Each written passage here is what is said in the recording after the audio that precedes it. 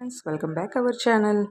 ఈరోజు నేను బచ్చల కూర చాలా టేస్టీగా ఫ్రై ఎలా చేసుకోవాలి ఈ వీడియోలో నేను చూపిస్తున్నాను. బచ్చల కూరలోకి ఒక 2 or 3 టేబుల్ స్పూన్స్ వేపిన శనగ పలుకులు, కొంచెం ధనియాలు, జీలకర్ర, ఒక 4 or 5 ఎండుమిర్చి వీటిని బాగా రోస్ట్ చేసుకోవాలి. ప్యాన్ పెట్టాను, ఆల్రెడీ హీట్ అవుతుంది. ఇప్పుడు ఇందులో పల్లీలు వేసుకుంటాను. పల్లీలు వేసాక బాగా రోస్ట్ అవ్వాలి. బాగా రోస్ట్ అయ్యాయి. ఇప్పుడు జీలకర్ర వేసేస్తున్నాను. ఇది కొంచెం రోస్ట్ అవ్వాలి. జీలకర్ర మెంతులు వేసాను.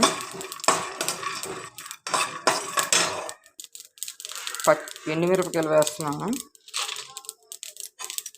ఇవి బాగా ఇప్పుడు మొత్తం రోస్ట్ అవ్వాలి.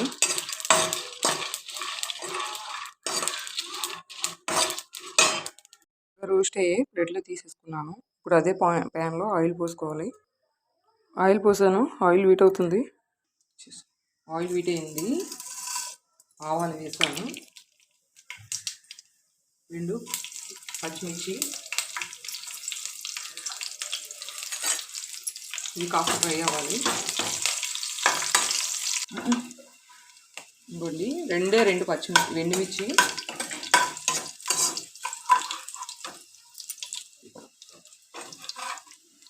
వెల్లుల్లి ఒక 5-6 రెమ్మలు బాగా వేగాలి.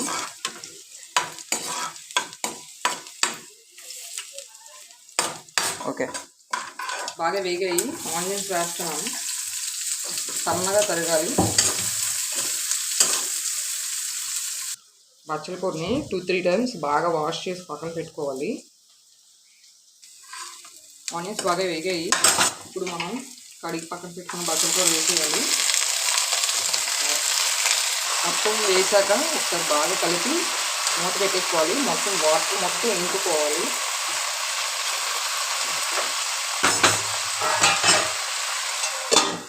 వాటర్ మొత్తం ఇంకాలి.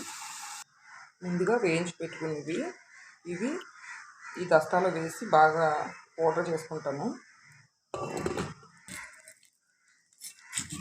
ఇవి బాగా దంచుకోవాలి. మిక్సీలో కూడా పౌడర్ చేసుకోవచ్చు. మాకు కరెంట్ లేదు, కరెంట్ ఆఫ్ అయిపోయింది. అందుకని నేను రోట్లో వేసి చేసేస్తున్నాను. రోట్లోనే మంచి టేస్ట్ వస్తుంది. మీరు కూడా ట్రై చేయండి. ఇప్పుడు ఉప్పు వేస్తున్నాను. మీకు ముందు చెప్పాను వాటర్ మొత్తం ఇంకిపోవాలని. వాటర్ మొత్తం ఇంకిపోయింది. ఇవ్వండి, ఉప్పు వేస్తున్నాను. ఉప్పు వేసి మళ్ళీ మూత పెట్టుకున్నాను. మళ్ళీ కలిపి మళ్ళీ మూత పెట్టుకుంటే సాల్ట్ వేసాం కదా, వాటర్ వస్తుంది కదా, వాటర్ అంతా ఇంకిపోతుంది. ఇదిగోండి, ఇలా పౌడర్ చేసుకోవాలి. అంటే మరీ మెత్తగా అవసరం లేదు, కొంచెం బరకగానే ఉండాలి.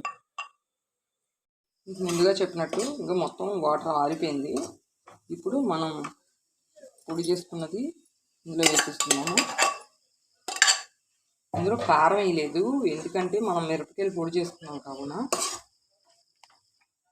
బాగా ఫ్రై చేసుకోవాలి. మంట మీడియంలో పెట్టుకోవాలి.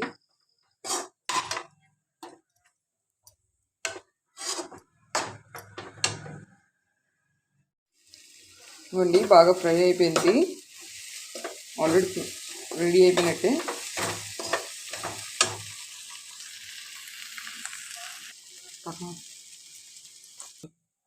లైక్ చేయండి, షేర్ చేయండి, సబ్స్క్రైబ్ చేయండి. Bye friends.